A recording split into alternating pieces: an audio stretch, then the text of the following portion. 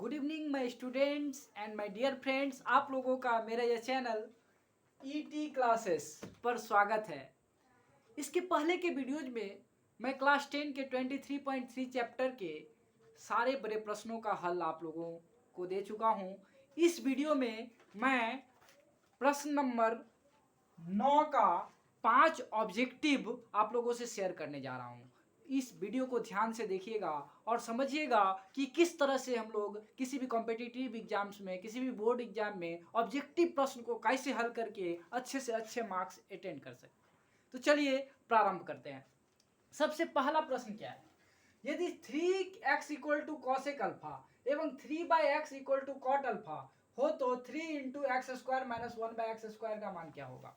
तो कैसे निकालेंगे? देखिए यहाँ पर 3x equal to cosec alpha दिया है, तो कॉसेक स्क्वायर अल्फा का वैल्यू आप लोग निकाल लीजिए ना। कॉसेक स्क्वायर अल्फा का वैल्यू क्या आ जाएगा? 9x स्क्वायर हो जाएगा। दोनों तरफ अगर हम लोग स्क्वायर कर देंगे तो। और कॉट स्क्वायर अल्फा का क्या आ जाएगा वैल्यू? कॉट स्क्वायर अल्फा का वैल्यू आ जाएगा 9/x स्क्वायर। यहाँ पर भी दोनों तरफ स्क्वायर, यहाँ पर भी दोनों तरफ स्क्वायर कर दिए। अब हम लोग क्या जानते हैं? Cosec square minus cot square बराबर 1। Cosec square alpha minus cot square alpha बराबर 1। तो यहाँ पर लिख दीजिए 9x square minus 9/x square equal to 1। अब देखिए यहाँ पर हम लोगों को पूछा है 3 into x square minus 1/x square का मान। तो यहाँ पर क्या कीजिए, आप दोनों में 9 कॉमन कर सकते हैं, तो 9 को कॉमन ले लीजिए। जब 9 कॉमन करेंगे तो यहाँ पर बचेगा एक्स स्क्वायर, यहाँ बचेगा माइनस एक्स स्क्वायर बराबर 1। ये 9 into x square minus 1/x square का वैल्यू आया। हम लोगों को पूछा है 3, तो यहाँ पर 3 रख दीजिए। 9 क्या होता है? 3 इंटू 3, तो 3 इंटू 3।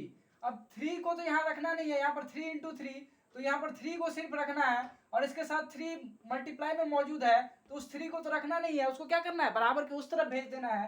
तो ये मल्टीप्लाई में था और इसको जब बराबर के उस तरफ भेजेंगे तो ये डिवाइड में आ जाएगा। तो ये मेरा 3 into x square minus 1/x square का वैल्यू आ गया। 3 into x square minus 1/x square का क्या वैल्यू आया? 1/3। तो देखिए 1/27, 1/20, 1/81 ये नहीं होगा, 1/3 ये मेरा आंसर सही है। इसी तरह से ठीक हम दूसरा प्रश्न को हल करेंगे। ये देखिए दूसरा प्रश्न में क्या दिया गया है? दूसरा प्रश्न में दिया गया है यदि 2x बराबर sec a एवं 2/x बराबर tan a हो तो 2 into x square minus 1/x square का मान बताइए। ठीक पहले प्रश्न की तरह से दूसरे प्रश्न को भी हम आसानी से हल कर लेंगे। दोनों तरफ स्क्वायर कीजिए, 2x का स्क्वायर कीजिए तो क्या हो जाएगा? 4x स्क्वायर बराबर sec स्क्वायर a। और इसको जब कीजिएगा तो 4/x स्क्वायर बराबर tan स्क्वायर a। अब देखिए यहाँ पर sec स्क्वायर a का भी मान मिल गया और tan स्क्वायर a का भी मान मिल गया। अब देखिए आप बोलते डायरेक्ट इससे हम लोग निकाल नहीं पाएंगे। नहीं, कैसे निकाल पाएंगे? कुछ ना कुछ रिलेशन तो आपस में चाहिए। रिलेशन कब मिलेगा? रिलेशन जब उसको स्क्वायर में लाएंगे तब मिलेगा। तो इसीलिए सबसे पहले हम लोग क्या किया? दोनों तरफ स्क्वायर में तोड़ लिए। अब देखिए सेक स्क्वायर ए और tan स्क्वायर ए में हम लोग रिलेशन जानते हैं। सेक स्क्वायर ए माइनस tan स्क्वायर ए बराबर 1। तो सेक स्क्वायर ए की जगह पर 4x स्क्वायर कर दीजिए और माइनस tan स्क्वायर ए की जगह पर माइनस 4/x स्क्वायर, उसका वैल्यू लिख दीजिए बराबर 1। अब देखिए ये दोनों में क्या कॉमन लग रहा है आपको? 4 कॉमन है तो 4 कॉमन ले लीजिए। यहाँ पर बचा एक्स स्क्वायर और यहाँ पर क्या बचा? 4 कॉमन चला गया तो 1 बचा, नीचे में एक्स स्क्वायर, इसका वैल्यू आ गया आपका 1। अब देखिए ये 4 into x square minus 1/x square का वैल्यू कितना आया? 1। लेकिन हमको यहाँ पर पूछा है 2 into x square minus 1/x square का मान। तो ये जो 4 होता है ना वो क्या होता है? 2 into 2 x square minus 1/x square, इसका वैल्यू क्या आया? 1। अब हम लोगों को पूछा है सिर्फ 2 का, तो एक 2 को क्या करेंगे हम लोग? दाएं पक्ष में भेज देंगे। तो देखिए 2 into x square minus 1/x square का वैल्यू क्या आ जाएगा? यहाँ पर देखिए 1 पहले से मौजूद है और ये 2 इधर बाएं पक्ष में मल्टीप्लाई गुना में मौजूद है, तो उसको जब दाएं पक्ष में भेजेंगे तो वो डिवाइड में चला जाएगा। तो 2 into 1x square minus 1/x square का वैल्यू क्या आ जाएगा? 1/2। ये मेरा आंसर हो गया। और 1/2 कहाँ लिखा हुआ है? 1/2 ए नंबर ही ऑप्शन है, 1/2 मार देंगे, बाकी सारा क्या है? गलत है। चलिए अब हम तीसरा प्रश्न को देखते हैं। तीसरा प्रश्न में tan alpha plus cot alpha बराबर 2 होने से tan to the power 13 alpha plus cot to the power 13 alpha का मान पूछ रहा है। tan to the power 13 alpha plus cot to the power 13 alpha का मान पूछ रहा है। देखिए पहले दिया क्या है? tan alpha plus cot alpha is equal to क्या दिया है? 1 दिया है। तो इक्वल टू क्या दिया है? 2 दिया है, इक्वल टू 2 दिया है। अब हम लोग क्या करेंगे, टेन अल्फा को टेन अल्फा लिखेंगे और कॉट अल्फा को क्या लिखेंगे, टेन अल्फा को हम लोग टेन अल्फा लिखेंगे और कॉट अल्फा को क्या लिख सकते हैं, 1/10 अल्फा। तो 1/10 अल्फा में इसको व्यक्त कर देंगे बराबर 2। अब देखिए एलसीएम कीजिए तो यहाँ टेन अल्फा आएगा, अब यहाँ पर क्या आ जाएगा, tan square alpha plus 1 equal to 2। अब जब क्रॉस मल्टीप्लीकेशन कीजिएगा, यहाँ पर कुछ नहीं है 1, तो क्या आ जाएगा, tan square alpha plus 1 equal to 2 tan alpha. अब देखिए यहाँ पर हम लोग सबको क्या करेंगे, बाएं पक्ष में बुला लेंगे, तो tan square alpha minus 2 tan alpha plus 1 is equal to 0। और ये चीज जो है वो क्या है, टेन स्क्वायर अल्फा, तो ये चीज क्या है, टेन अल्फा माइनस 1 का होल स्क्वायर है। टेन अल्फा माइनस 1 का होल स्क्वायर बराबर क्या है, 0। तो यहाँ से हम लोगों को क्या मिल जाएगा, यहाँ से हम लोगों को मिल जाएगा tan alpha equal to 1, tan alpha equal to क्या हो जाएगा, 1। 1 के नीचे कुछ नहीं है, 1 है। तो यहां से देखिए हम लोग क्या करेंगे, इसको फिर रिवर्स करेंगे, तो 1/10 अल्फा इक्वल टू क्या आ जाएगा, 1/10 अल्फा इज इक्वल टू 1, वही 1। तो अब क्या करेंगे, 1/10 अल्फा को हम लोग क्या लिख सकते हैं, कॉट अल्फा। तो कॉट अल्फा का भी वैल्यू क्या आ गया, मेरा 1 आ गया, टेन अल्फा का भी वैल्यू 1 और कॉट अल्फा का भी वैल्यू 1। अब देखिए हम लोगों को पता क्या करना है, हम लोगों को पता करना है 10 to the power 13 alpha plus cot to the power 13 alpha. अब इसको कैसे हम लोग फाइंड करेंगे, देखिए अब देखिए 10 to the power 13 alpha cot to the power 13 alpha का वैल्यू फाइंड करना है। अब देखिए 10 अल्फा का वैल्यू पता है तो 1, 10 अल्फा का वैल्यू कितना है, 1।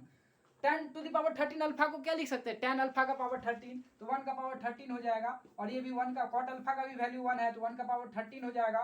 1 का पावर कुछ भी रहे वैल्यू 1 ही होता है, 1 का पावर प्लस 1 का पावर कुछ भी रहे 1 ही रहता है, 0 रहे 1 रहे 1000 रहे, 1 का पावर कुछ भी, 1 का पावर लाख रहे तो भी उसका वैल्यू 1 ही होता है। 1 प्लस 1 यहाँ पर क्या होगा, आंसर 2। ये मेरा आंसर आ गया और हम लोग डायरेक्ट 2 यानी कि सी नंबर में टिक कर देंगे। इस तरह से इन सम्स को आसानी से हल कर सकते हैं। अगर 1 नंबर में पूछे तो दिमाग में ही इस प्रश्न को सॉल्व करके डायरेक्ट टिक करेंगे, और यदि 2 नंबर के प्रश्न में पूछे तो इस तरह से सॉल्व करके दिखा देंगे और आसानी से हल कर लेंगे। चलिए अब हम चौथे प्रश्न को देखते हैं। यहाँ पर देखिए sine theta minus cos theta बराबर 0 एवं sec theta plus cosec theta बराबर x होने से x का मान क्या होगा। देखिए sine theta minus cos theta का वैल्यू दिया हुआ है, sign theta minus cos theta का वैल्यू दिया है क्या, sign theta minus cos theta का वैल्यू दिया है आपका 0। तो हम लोग यहाँ क्या कर सकते हैं, साइन थीटा का वैल्यू अगर कॉस थीटा को उधर भेज देंगे तो कॉस थीटा हो जाएगा, साइन थीटा बराबर कॉस थीटा। अब देखिए साइन थीटा और कॉस थीटा को इधर बुला लीजिए, कॉस थीटा उधर है मैंने क्या है 1 इंटू कॉस थीटा है, 1 के साथ मल्टीप्लाई में है, तो साइन थीटा के नीचे में डिवाइड में अगर कॉस थीटा को लाइएगा तो उधर क्या बचेगा 1। यहाँ पर क्या आया, यहाँ पर आया tan theta is equal to क्या आया 1 आया, टेन थीटा इक्वल टू क्या आया 1 आया। अब देखिए यहाँ टेन थीटा इक्वल टू 1 आया, तो टेन थीटा इक्वल टू 10 का वैल्यू 1 कब होता है, 10 45 डिग्री में। और यहाँ पर बोल दिया है थीटा का वैल्यू 0 से बड़ा या बराबर या 0 से 90 डिग्री के बीच में होगा या उसके बराबर होगा, इसीलिए 10 का वैल्यू उसके बीच में सिर्फ 45 डिग्री पर ही 1 होता है। तो 45 डिग्री बैठा देंगे, यहाँ से 10 10 क्या हो जाएगा, कैंसिल हो जाएगा, हम लोगों को थीटा का वैल्यू मिल जाएगा। थीटा का वैल्यू कितना मिल जाएगा, थीटा का वैल्यू मिल जाएगा 45 डिग्री, थीटा का वैल्यू मिल गया। अब हम लोगों को पूछा क्या है, हम लोगों को पूछा है sec theta plus cosec theta. अब देखिए sec theta plus cosec theta, अब सेक थीटा मतलब सेक थीटा का वैल्यू बोलिए 45 डिग्री और कॉसेक थीटा का वैल्यू कॉसेक 45 डिग्री।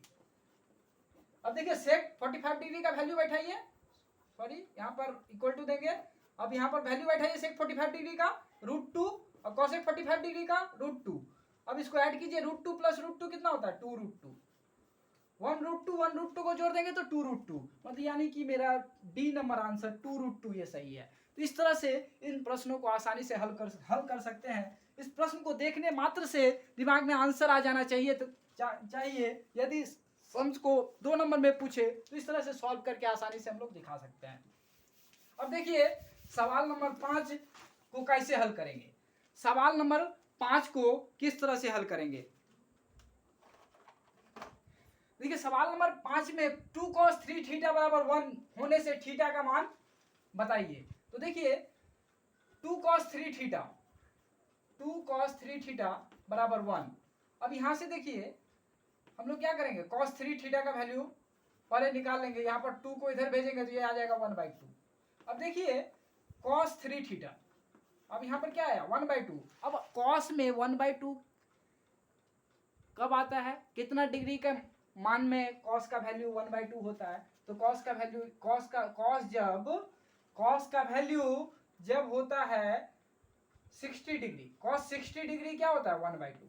तो हम लोग क्या करेंगे, यहाँ पर cos 3 थीटा इक्वल टू क्या है cos 60 डिग्री, यहाँ से cos cos cancel, 3 theta is equal to क्या है 60 डिग्री। अब देखिए यहाँ से थीटा का वैल्यू निकालिएगा कैसे, 60 डिग्री में से यहाँ पर 3 मल्टीप्लाई में है थीटा के साथ, तो थीटा का वैल्यू निकालने के लिए 3 को हटाना पड़ेगा, तो 3 दाएं पक्ष में जाएगा डिवाइड में, और 60 डिग्री से जब 3 को डिवाइड करेंगे तो ये आ जाएगा 20 डिग्री, यहाँ पर आ गया, इसीलिए थीटा का वैल्यू क्या आ गया 20 डिग्री। तो मेरा आंसर कौन सा हो गया, सी नंबर आंसर। इस तरह से हम लोग किसी भी ऑब्जेक्टिव को आसानी से हल कर सकते हैं। इस तरह के तमाम वीडियोस देखने के लिए, तमाम तरह के छोटे छोटे ऑब्जेक्टिव्स को इजी से सॉल्व करने के लिए, सॉल्व करना सीखने के लिए आप मेरे इस चैनल को सब्सक्राइब जरूर कीजिएगा और अपने दोस्तों, भाइयों, बहनों सभी को शेयर कीजिएगा, ताकि वो लोग भी इन तरह के वीडियोस देख कर और अच्छे से अच्छे तरीका सम्स को सॉल्व करना का सीख सके। तो थैंक यू बच्चों, फिर मिलेंगे अगले वीडियो में। Thank you so much.